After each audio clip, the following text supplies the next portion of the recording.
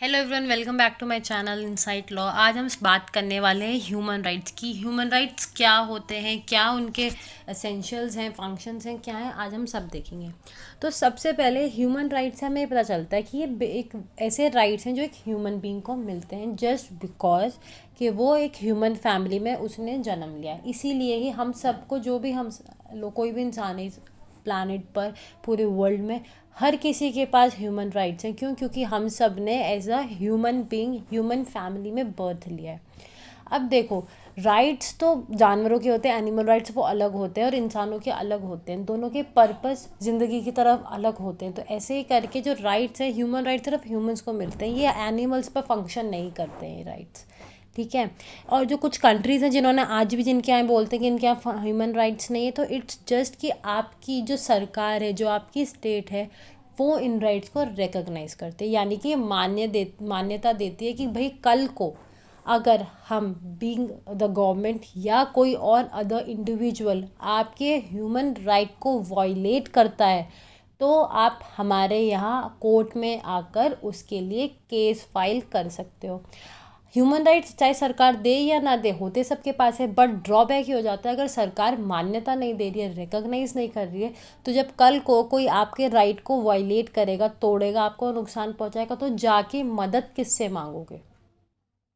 अगर हमारे कोई चीज़ हमारे कोर्ट में जस्टिसेबल ही नहीं है, मतलब कोर्ट में जिनकी चीज़ों के खिलाफ केस फाइल नहीं हो सकता, तो उससे जाके फिर हमें भुगतान भी नहीं मिलता, कंपनसेशन भी नहीं मिलता। तो अगर स्टेट उन राइट्स को रिकॉग्नाइज कर लेती है, तो फिर वो हमें ये पावर दे देती है कि भाई कल को अगर तुम्हारे कोई भी ह्यूमन राइट को वायलेट करेगा, तो तुम हमारे यहाँ कोर्ट में आ सकते हो और कोर्ट में आकर तुम केस फाइल कर सकते हो, जुडिशरी संभालेगी। फिर ये जो ह्यूमन राइट्स हैं, जब ये एक बार हमारे कॉन्स्टिट्यूशन में लिख दिए जाते हैं, तो ये फंडामेंटल राइट्स बन जाते हैं। जो हमारे फंडामेंटल राइट्स हमारे कॉन्स्टिट्यूशन में हैं, आर्टिकल 14 से लेके 32 तक, वो कुछ और नहीं, वो ह्यूमन राइट्स हैं। उनको हम फंडामेंटल राइट्स इसीलिए बोलते हैं, क्यों? क्योंकि वो कॉन्स्टिट्यूशन में लिखे हुए हैं और कल को कोई सरकार या कोई इंसान हमारे फंडामेंटल राइट्स को वायलेट करता है, तो हम कोर्ट के पास जा सकते हैं उनकी शिकायत करने के लिए, उनके अगेंस्ट केस फाइल करने के लिए। ये माना जाता है जो ये ह्यूमन राइट्स है, ये इनहेरेंट होते हैं एक बच्चे को, मतलब जैसे ही वो पैदा होता है वो इन राइट्स के साथ ही पैदा होता है। क्यों? क्योंकि उसने जो जन्म लिया है वो एज अ ह्यूमन बीइंग लिया है। बस इतना ही समझना है कि भाई ह्यूमन राइट्स, जो नाम से आप जितना समझ रहे हो, इंसानों के राइट, मानव अधिकार, बस इतना ही मतलब है। आप ज़्यादा, बहुत लोग बच्चे डर जाते हैं कि भाई ह्यूमन राइट्स बहुत टफ है, समझ नहीं आता, थोड़ा सा बोरिंग है, नो डाउट। बट अगर आप मन में पहले से ये चीज़ सोच के बैठे रहोगे कि ये तो बहुत बोरिंग है, टफ है, तो वो चीज़ पढ़नी उतनी ही मुश्किल हो जाती है। बट अगर आप पहले से थोड़ा ऐसे सोच के चलो कि नहीं ठीक है, हम पढ़ लेंगे, विल स्टडी, इतना बुरा नहीं है ये वो, तो फिर आप एक बार को पढ़ सकते हो, कोई दिक्कत नहीं है। बुरा सब्जेक्ट नहीं है और नॉर्मल सा सब्जेक्ट है, आप नॉर्मल दुनिया में भी ये चीज़ें होती देखते हो। ये बोला जाता है कि भाई एक इंसान जब पैदा हुआ है तो उसके पास, उसको एक पूरी डिग्निटी से, पूरे हक से एक अच्छी लाइफ जीने का पूरा अधिकार है। उसके साथ अगर आप उसकी कास्ट को लेके, कलर, क्रीड, उसका जन्म कहाँ हुआ है, प्लेस ऑफ बर्थ, उसका सेक्स, उसका जेंडर क्या है, या उसकी कल्चरल डिफरेंस को लेके आप किसी के साथ भी जो है डिस्क्रिमिनेशन नहीं कर सकते। ये माना जाता है कि जब कोई इंसान जन्म लेता है, कोई ह्यूमन बीइंग का बर्थ होता है, तो हर कोई एक पर्पस लेके पैदा होता है। हम सब कहते हैं ना, हर किसी ज़िंदगी का एक मकसद होता है, वो उसको ज़िंदगी में कुछ करने के लिए पैदा हुआ है। अगर हम किसी इंसान के साथ इतना ज़्यादा डिस्क्रिमिनेशन करेंगे, उसे वो मौका ही नहीं देंगे कि वो जिस पर्पस के साथ पैदा हुआ है, जिस मकसद के साथ पैदा हुआ, उसको पूरा कर सके, तो ये उसके साथ बहुत गलत होगा, बहुत अन्याय होगा। इसीलिए ह्यूमन राइट्स का कॉन्सेप्ट आया, मतलब बहुत पुराना है ये। इनिशियली इसको ह्यूमन राइट्स शब्द से नहीं जाना जाता था, इसको बिल ऑफ राइट्स बोला गया, कहीं बोला ये बेसिक राइट्स हैं, नेचुरल राइट्स बोला गया, ये सारी चीज़ें। बट पहली बार यूएन बना था जब, जैसे हमने सेकेंड सेम में यूएन एंड इट्स ऑर्गन्स पढ़ा है, जनरल असेंबलीज, सिक्योरिटी काउंसिल और ये सारी चीज़ें, तब उन्होंने क्या किया, सिक्योरिटी काउंसिल ने 1948 में यूडीएचआर बनाया था, universal declaration of human rights. तो जो सबसे पहली बार जो शब्द है ह्यूमन राइट्स, तब यूज़ हुआ था। कॉन्सेप्ट उतना ही पुराना है ह्यूमन राइट्स का, बहुत ज़्यादा कई सालों पहले 1400 में पहली बार इस्तेमाल हुआ था इसका कॉन्सेप्ट, इसका मतलब। पर जो स्पेसिफिक वर्ड जो हम डील करते हैं ह्यूमन राइट्स, ये 1948 में आया, जब यूडीएचआर ने ह्यूमन राइट्स को रिकॉग्नाइज करा। और जितने भी उसके मेंबर्स थे यूएन के अंदर, जितनी भी कंट्रीज़ थी, उन सबको बोला कि भैया आप इनको मान्यता दोगे, ये आपकी जिम्मेदारी है कि आपके यहाँ किसी भी इंसान के साथ डिस्क्रिमिनेशन ना हो, हर कोई व्यक्ति जो है अपनी इज्जत के साथ, एक डिग्निटी के साथ अपनी ज़िंदगी जी सके। ठीक है। इनको बहुत सारे नामों से जाना जाता है, नेचुरल राइट्स, बर्थ राइट्स। क्यों? क्योंकि हम पैदा ही इन राइट्स के साथ होते हैं। Basic rights, fundamental rights. इसके बाद हम बात करेंगे कुछ डेफिनेशन की। तो हमारे एक बहुत सीनियर जज रह चुके हैं डॉक्टर जस्टिस दुर्गा दास बासु। इन्होंने जो ह्यूमन राइट्स है इसको बहुत खूबसूरती से जो कहते हैं डिफ़ाइन करा हुआ है जजमेंट में। इन्होंने कहा था ह्यूमन राइट्स वो मिनिमल, वो बेसिक राइट्स है जो हर एक इंडिविजुअल के पास होने चाहिए स्टेट के अगेंस्ट, ताकि भाई कल को स्टेट कोई भी अनशन या कोई भी आर्बिट्री लॉ पास करके आपकी जो ज़िंदगी है उसको मुश्किल ना बना सके। भाई इसी वजह, बस इसीलिए होने चाहिए आपके राइट्स। अगर कोई इंसान कहे कि तुम्हारे अंदर ऐसी क्या क्वालिटी है या तुम्हारे पास ऐसा क्या है जो तुम्हारे पास ये राइट्स होने चाहिए, कि मैं एक ह्यूमन फैमिली का मेंबर हूँ, मैंने जो जन्म लिया है वो एज अ ह्यूमन बीइंग लिया है, ये काफ़ी है ये बात कहने के लिए कि मेरे पास ह्यूमन राइट्स होने चाहिए।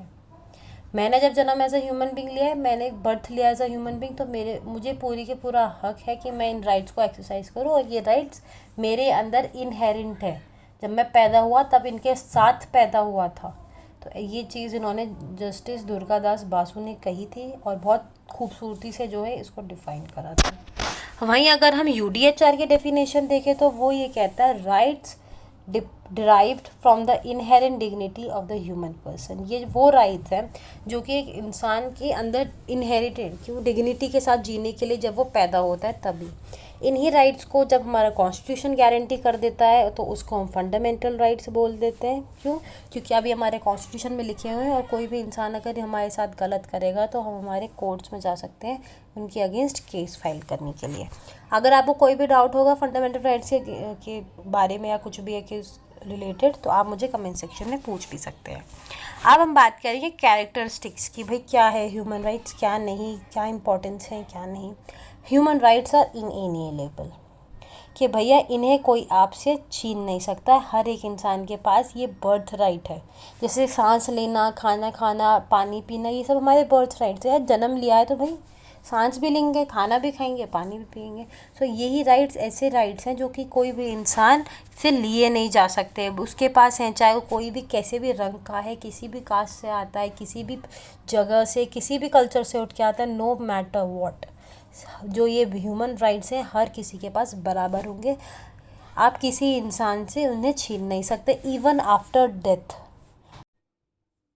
इवन इफ़ किसी इंसान की डेथ हो गई है तो उसके पास ये पूरा हक है कि भैया उसको उसके रिलीजन के हिसाब से ही जो है उसका अंतिम संस्कार किया जाए। जैसे हिंदूज़ में जलाया जाता है, क्रिश्चियंस में कॉफिन में दबाते हैं।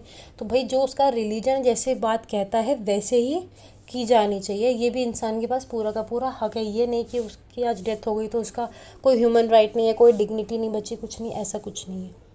यही बात हम जब डिफॉर्मेशन पढ़ रहे थे तब भी थी कि एक इंसान, एक मरे हुए इंसान की भी जो है डिफॉर्मेशन हो सकती है, उसके फैमिली वाले उसके बिहाफ पर केस फाइल कर सकते हैं।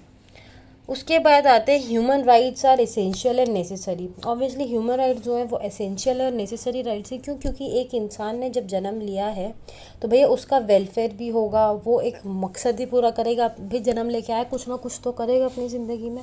बट अगर ये राइट्स ना हो और हम किसी इंसान को भाई बस मैं ही आगे बढ़ूँगी अपनी ज़िंदगी में और मैं दूसरे लोगों को आगे ना बढ़ने दूँ ज़िंदगी में, तो ये गलत है। इसीलिए ह्यूमन राइट्स बाकी इंसानों को जो है रोकते हैं कि वो आपके साथ कुछ गलत ना कर पाए। अगर वो इंसान आपके साथ कुछ स्टिल गलत करता है उसके बियॉन्ड जाकर, तो फिर उसके लिए आपके पास जुडिशरी है, आप उनके पास जा सकते हो, कंप्लेन कर सकते हैं, केस फाइल कर सकते हैं। Human rights are in connection with human dignity.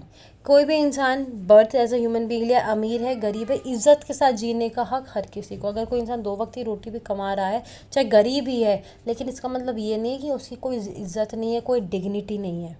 आप किसी इंसान का इसीलिए देखो सोसाइटी में ये चीज़ होती ही है, गरीब आदमी की इज़्ज़त नहीं करता कोई भी, बट ये गलत है, ये है तो ह्यूमन राइट्स का वायलेशन ही। आप किसी के साथ डिस्क्रिमिनेट नहीं कर सकते जस्ट बिकॉज कि वो पुअर है, बट लोग ये बात समझते नहीं और ये चीज़ हमेशा से चलती आई है और एज इट इज़ चलती रहेगी। आपको जो लोग नोट्स मांगते हैं, आप लोग जैसे स्क्रीन पर नोट्स चल रहे हैं, आप स्क्रीनशॉट ले सकते हैं and then you can pen it down.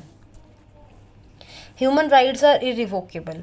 जैसे कि नॉर्मली अगर हम फंडामेंटल राइट्स की बात करें तो हमारा जो कॉन्स्टिट्यूशन है वो ये बात कहता है कि भैया कल को अगर कोई भी ऐसा लॉ बनता है जो हमारे फंडामेंटल राइट्स को वायलेट करता है तो वो लॉ जो है वहीं के वहीं नल एंड वॉइड हो जाएगा। इवन इफ़ पार्लियामेंट ऐसा कोई लॉ पास करती है तो सुप्रीम कोर्ट के पास पावर है कि वो जुडिशियल रिव्यू करके उस लॉ को रिव्यू करके नल एंड वॉइड घोषित कर दे कि ये हमारे फंडामेंटल राइट्स के साथ नहीं जाता, ये उन्हें वायलेट करता है। तो वही चीज़ है, ह्यूमन राइट्स को कोई रिवोक नहीं कर सकता, उन्हें हटा नहीं सकता। आप कोई भी ऐसा कानून नहीं बना सकते जिससे कि ह्यूमन राइट्स का कॉन्सेप्ट हट जाए। हाँ, आप उनको बढ़ाने के लिए, लोगों को उसका मतलब बताने के लिए और ज़्यादा यूज़ करने के लिए पॉजिटिव डायरेक्शन में आप लेके जा सकते हो, बट हटा नहीं सकते। क्यों? क्योंकि जब तक मैं एक ह्यूमन बीइंग हूँ, मेरे पास ये राइट्स है, even after my death I have those rights. तो करके आप, ये मॉरल रिस्पॉन्सिबिलिटी है सबकी कि कोई भी इंसान दूसरे की कोई ऐसी हरकत नहीं कर सकता जिससे कि सामने वाले इंसान के ह्यूमन राइट्स रिवोक हो जाए। Human rights are necessary for the fulfilment of purpose. जब भी कोई इंसान बर्थ लेता है, वही बात है, पर्पस के साथ आता है, तो ये मदद करते हैं सामने उस इंसान की कि वो अपनी ज़िंदगी का पर्पस जो है कंप्लीट कर पाए। किसी भी सरकार के पास या किसी भी ऐसे व्यक्ति, कोई भी व्यक्ति हो पूरी दुनिया में, उसके पास ये पावर नहीं है कि वो आपसे आपके जो है ह्यूमन राइट्स ले ले। रिमेंबर दैट, किसी के पास पावर नहीं है। Even article 13 of the constitution ये बात कहता है कि जो भी लॉज, इवन जो पुराने लॉज थे कॉन्स्टिट्यूशन लिखने से पहले के भी, तो आप कोई भी ऐसा लॉ फ्यूचर में भी पास नहीं करोगे जो आपके फंडामेंटल राइट्स के साथ नहीं जाता। ह्यूमन राइट्स का कॉन्सेप्ट जो है यूनिवर्सल है, ऑल ओवर द वर्ल्ड है, बिकॉज भैया पूरी दुनिया में जब एक बच्चा जन्म ले रहा है, एक ह्यूमन बीइंग कोई भी बर्थ ले रहा है, तो हर किसी के पास वो राइट्स है। क्यों? क्योंकि at the end of the day कोई भी नेशनैलिटी है, कलर, क्रीड, सेक्स कुछ भी है, इवन ट्रांसजेंडर हो या कुछ भी हो, है तो ह्यूमन बीइंग, सो उसके पास ये राइट्स होंगे। So that's all for today. आज की वीडियो में इतना ही करेंगे। अगर कोई भी डाउट हो तो आप मुझे कमेंट सेक्शन में भी पूछ सकते हैं, अदरवाइज़ आप मुझे मेल कर सकते हैं। डिस्क्रिप्शन बॉक्स में आपको मेरी ईमेल आईडी मिल जाएगी। Thank you so much.